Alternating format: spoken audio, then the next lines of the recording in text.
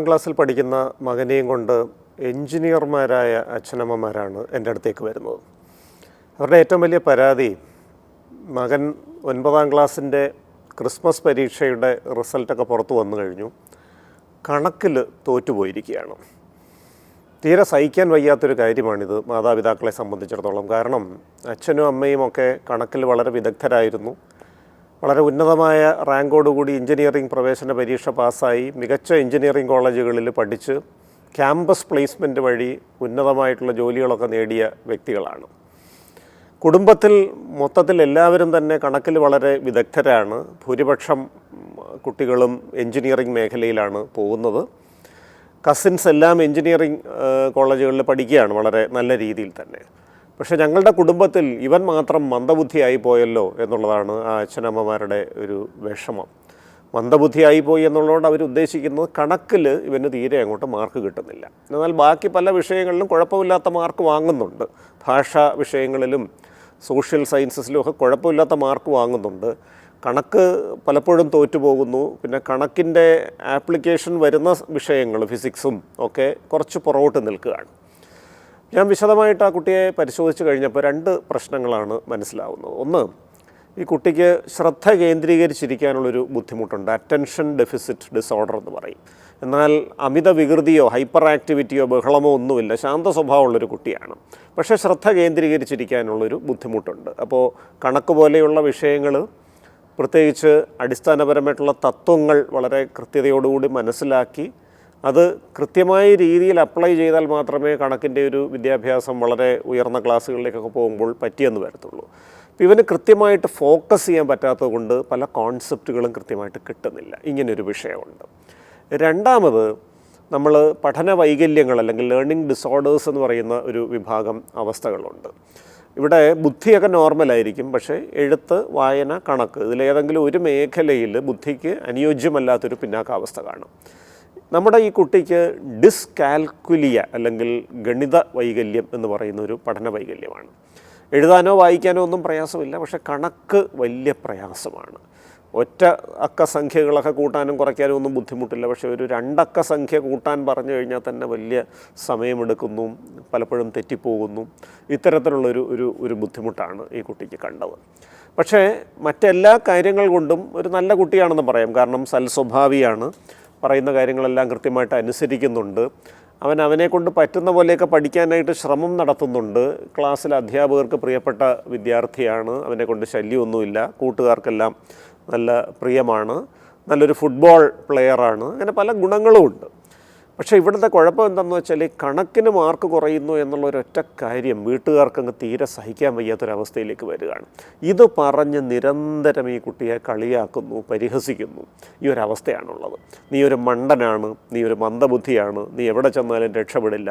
ഇത്തരം പരാമർശങ്ങൾ മാതാപിതാക്കളുടെ ഭാഗത്തുനിന്ന് സ്ഥിരമായി വരികയാണ്. ഈ കുട്ടിക്കൊരു മൂത്ത സഹോദരനുണ്ട്, അവനും എൻജിനീയറിങ് പഠിച്ചുകൊണ്ടിരിക്കുകയാണ്. അപ്പോൾ അയാളുടെ ഭാഗത്തുനിന്നും വിമർശനങ്ങൾ വരുന്നുണ്ടോ, നീയൊന്നും എവിടെ ചെന്നാലും രക്ഷപ്പെടില്ല, നീയൊക്കെ എങ്ങനെ ജീവിക്കവിടെ എന്ന് പറഞ്ഞിങ്ങനെ പറഞ്ഞുകൊണ്ടിരിക്കുകയാണ്. അധ്യാപകരെ സംബന്ധിച്ചിടത്തോളവും ഈ ചേട്ടൻ കണക്കിലൊക്കെ വളരെ മിടുക്കനായതുകൊണ്ട് അവൻ്റെ അനിയൻ തന്നെ നീ ഇങ്ങനെ ആയിപ്പോയല്ലോ എന്ന് പറഞ്ഞ് അധ്യാപകരുടെ ഭാഗത്തുനിന്നും കുറ്റപ്പെടുത്തൽ വരികയാണ്.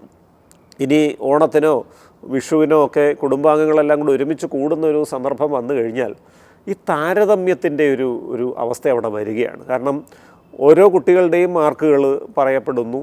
അപ്പോൾ അവിടെയെല്ലാം കണക്കിന് വളരെ മാർക്ക് കുറഞ്ഞ നമ്മുടെ ഈ കുട്ടിയുടെ കാര്യങ്ങൾ പറഞ്ഞിട്ട് കസിൻസിൻ്റെ ഭാഗത്തുനിന്നും മറ്റ് ബന്ധുക്കളുടെ ഭാഗത്തുനിന്നും ഒക്കെ കുറ്റപ്പെടുത്തൽ വരികയാണ്. ഇവർക്കൊന്നും ഈ കുട്ടിക്ക് കണക്ക് വഴങ്ങുന്നില്ല എന്ന യാഥാർത്ഥ്യം മനസ്സിലാവുന്നില്ല. അവരെല്ലാം കരുതുന്നത് ഇത് മടി മൂലമാണ്. കാരണം കുടുംബത്തിൽ എല്ലാവരും കണക്കിൽ വിദഗ്ധരാണ്, പക്ഷേ ഇവൻ മാത്രം കണക്കിൽ മോശമാവേണ്ട കാര്യമില്ലല്ലോ എന്ന് പറഞ്ഞുകൊണ്ട് അത് അവൻ ഉഴപ്പുന്നതുകൊണ്ടാണ്, ബോധപൂർവം ശ്രമിക്കാത്തതുകൊണ്ടാണ്, അവൻ മടിയാണ് എന്ന് പറഞ്ഞ് സ്ഥിരമായിട്ട് വഴക്ക് പറയുകയാണ്. ഇങ്ങനൊരു വല്ലാത്തൊരു അവസ്ഥയിലാണ് ആ കുട്ടിയെ നമ്മൾ കാണുന്നത്. ഞാൻ ഈ കാര്യങ്ങൾ വിശദീകരിച്ച് കൊടുത്തു മാതാപിതാക്കളോട്. കാരണം ഇവിടെ 2 വിഷയങ്ങളുണ്ട്. ഒന്ന്, ആ ശ്രദ്ധയുടെ ഒരു പ്രശ്നമാണ്. ആ ശ്രദ്ധ മെച്ചപ്പെടുത്തിയെടുക്കാനായിട്ടുള്ള ചികിത്സകൾ നമുക്ക് കൊടുക്കാനായിട്ട് പറ്റും. കാരണം തലച്ചോറിൻ്റെ മുൻഭാഗത്തുള്ള നമ്മുടെ നെറ്റിയുടെ പുറകിലുള്ള പ്രീ ഫ്രോണ്ടൽ കോർട്ടക്സ് എന്ന ഭാഗത്തെ ഡോപ്പമിൻ എന്ന രാസവസ്തു കുറയുമ്പോഴാണ് ശ്രദ്ധക്കുറവ് വരുന്നത്. അപ്പോൾ ആ ഡോപ്പമിൻ്റെ അളവ് കൂട്ടാൻ സഹായിക്കുന്ന മരുന്നുകളുണ്ട്, ശ്രദ്ധ മെച്ചപ്പെടുത്താനുള്ള ചില പരിശീലനങ്ങളുണ്ട്. ഇത് രണ്ടും കൂടെ ഉപയോഗിച്ചാൽ ശ്രദ്ധയിൽ നല്ല രീതിയിലുള്ളൊരു മെച്ചം വരും. ഈ പഠന വൈകല്യം അല്ലെങ്കിൽ ഡിസ്കാൽക്കുലിയ, ഗണിത വൈകല്യം എന്ന് പറയുന്നത് ഞാൻ പറഞ്ഞു, അത് ചിലപ്പോൾ ഒരു പരിധിയിൽ കൂടുതൽ അത് മാറ്റിയെടുക്കാൻ ഇനിയിപ്പോൾ ബുദ്ധിമുട്ട് വന്നേക്കും. അടിസ്ഥാനപരമായ ഗണിത പാഠങ്ങളൊക്കെ നമുക്ക് പരിശീലിപ്പിച്ചെടുക്കാൻ സാധിക്കും. കണക്ക് കൊണ്ട് ഉപജീവനം കഴിക്കാനുള്ള അടിസ്ഥാന കാര്യങ്ങളെല്ലാം നമുക്ക് ശരിയാക്കി കൊടുക്കാൻ പറ്റും. പക്ഷേ സങ്കീർണമായ ഗണിത അഭ്യാസങ്ങൾ ഇയാൾക്ക് ബുദ്ധിമുട്ടായിരിക്കും. പ്രത്യേകിച്ചും 10ാം ക്ലാസ് വരെയുള്ള കണക്കൊക്കെ എങ്ങനെയെങ്കിലുമൊക്കെ മുന്നോട്ട് പോകും. ഹയർ സെക്കൻഡറി ലെവലിലേക്ക് എത്തിക്കഴിയുമ്പോൾ ഈ കണക്കിൽ കാൽക്കുലസ് പോലെയുള്ള ചില സംഗതികൾ കടന്നു വരും. അത് ചിലപ്പോൾ ഈ കുട്ടിക്ക് വഴങ്ങാൻ ബുദ്ധിമുട്ടായിരിക്കും. ആ ഘട്ടത്തിൽ ഇവന് പ്രയാസം വരാൻ സാധ്യതയുണ്ട് എന്നൊക്കെ മാതാപിതാക്കൾക്ക് വിശദീകരിച്ചു കൊടുത്തു. എന്തായാലും അവർ ക്ഷമയോടുകൂടി അതൊക്കെ കേട്ടു. അവരത്ര സംതൃപ്തരായില്ല എങ്കിൽ പോലും അവർ ചികിത്സ എടുക്കാൻ സമ്മതിച്ചു. നമ്മൾ ശ്രദ്ധയും ഏകാഗ്രതയും മെച്ചപ്പെടുത്താനുള്ള മരുന്നുകൾ കൊടുത്തു തുടങ്ങി. ഒരാഴ്ച കഴിഞ്ഞപ്പോൾ തന്നെ പുരോഗതി കണ്ടു തുടങ്ങി. കാരണം കുട്ടിക്ക് കുറച്ചുകൂടെ കാര്യങ്ങൾ ഗ്രഹിക്കാൻ പറ്റുന്നുണ്ട്, ക്ലാസ്സിൽ കുറച്ചുകൂടെ ദീർഘനേരം ശ്രദ്ധ കേന്ദ്രീകരിക്കാൻ പറ്റുന്നു. അവന് തന്നെ ഒരു പുരോഗതി ഉള്ളതായിട്ട് അവൻ തന്നെ വെളിപ്പെടുത്തുകയാണ്. എന്തായാലും ആ വർഷാവസാന പരീക്ഷയിൽ കണക്ക് ജയിച്ചു. ബാക്കി എല്ലാ വിഷയങ്ങൾക്കും സാധാരണ കിട്ടുന്നതിനേക്കാൾ കുറച്ചുകൂടെ കൂടുതൽ മാർക്ക് കിട്ടുകയും ചെയ്തു. അപ്പോൾ വീട്ടുകാർക്ക് പകുതി സമാധാനമായി. 10ാം ക്ലാസ്സിൻ്റെ അവസാനം വരെ ചികിത്സ തുടർന്നു. 10ാം ക്ലാസ്സിലും അത്യാവശ്യം നല്ല മാർക്കോടുകൂടി അവൻ പരീക്ഷ ജയിക്കുകയാണ്. കണക്കിനും സാമാന്യം തെറ്റില്ലാത്തൊരു മാർക്ക് കിട്ടി. അപ്പോൾ ഇനി 10ാം ക്ലാസ് കഴിഞ്ഞ് എന്ത് എന്നൊരു ചോദ്യം വരികയാണ്.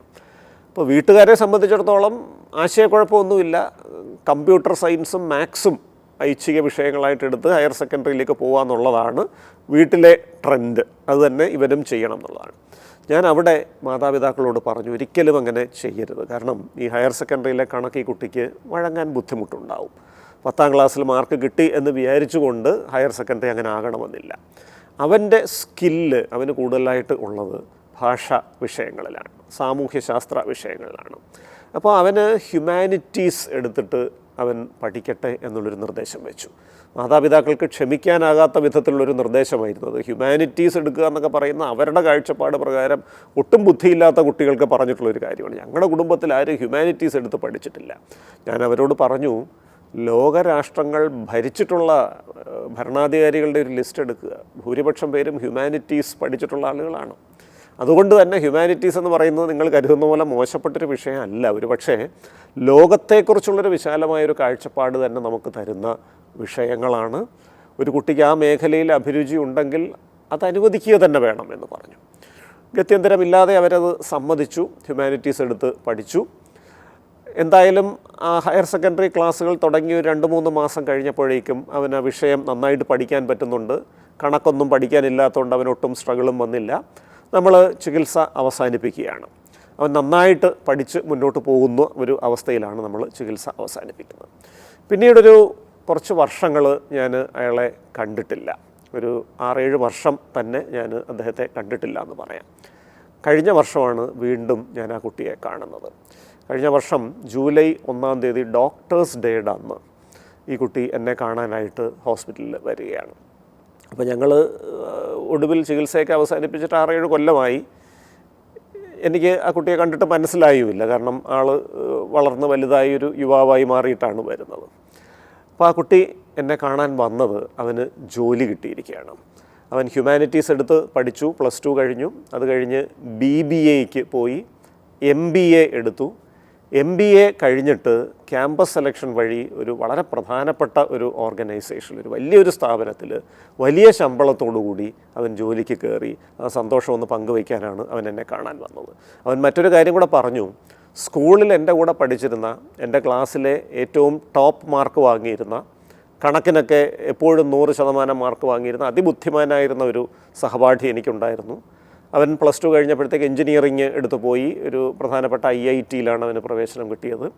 അത് കഴിഞ്ഞ് അവനും MBAക്ക് പോയി.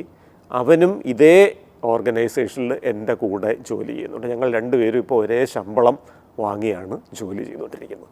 ഈ ഒരു സംഭവം നമ്മളെല്ലാം പഠിപ്പിക്കുന്നൊരു പാഠമുണ്ട്. കാരണം മണ്ടന്മാരായ കുട്ടികളൊന്നും തന്നെ ഇല്ല. എല്ലാ കുട്ടികൾക്കും ഏതെങ്കിലും ഒരു മേഖലയിൽ കഴിവുണ്ട്, അഭിരുചിയുണ്ട്. അത് പൂർണ്ണമായി പ്രകടമാകുന്നതിന് തടസ്സം വരുന്ന ചില രോഗാവസ്ഥകൾ വരാം, ഈ അറ്റൻഷൻ ഡെഫിസിറ്റ് ഡിസോർഡർ പോലെയുള്ളത്. അത് കൃത്യസമയത്ത് കണ്ടെത്തി കൃത്യമായിട്ട് ചികിത്സിക്കുകയും അവൻ്റെ അഭിരുചിക്കനുസരിച്ചുള്ള ഉപരിപഠന മേഖലയിലേക്ക് അവനെ വിടുകയും ചെയ്തു കഴിഞ്ഞാൽ തീർച്ചയായിട്ടും ഏറ്റവും ഉന്നതമായ നിലയിലേക്ക് ആ കുട്ടിക്ക് എത്താനായിട്ട് സാധിക്കും. ഇന്ന് ഈ കുട്ടിയുടെ മാതാപിതാക്കൾ വളരെ അഭിമാനത്തോടെയാണ് അവനെക്കുറിച്ച് പറയുന്നത്. അവൻ മന്ദബുദ്ധിയാണെന്നൊക്കെ പറഞ്ഞുകൊണ്ടിരുന്ന അതേ മാതാപിതാക്കൾ തന്നെ അതേ നാവ് കൊണ്ട് തന്നെ അവനെ പുകഴ്ത്തുകയാണ്. അവനെ കുറ്റപ്പെടുത്തിയിരുന്ന കസിൻസ് എല്ലാം ഇപ്പോൾ ആരാധനയോടെയാണ് അവനെ നോക്കുന്നത്. കാരണം വലിയൊരു സ്ഥാപനത്തിലാണ് അവനിപ്പോൾ ജോലി ചെയ്യുന്നത്. അപ്പോൾ ഈ ഒരു കാര്യം കൃത്യമായിട്ട് ഓർക്കുക. കുട്ടികളുടെ അഭിരുചിക്കനുസരിച്ച് അവരെ കരിയർ ഗൈഡൻസ് നടത്തി കഴിഞ്ഞാൽ വളരെ ഉന്നതമായ നിലയിലേക്ക് നമ്മുടെ ഓരോ കുട്ടിക്കും എത്താൻ സാധിക്കും. നമസ്കാരം.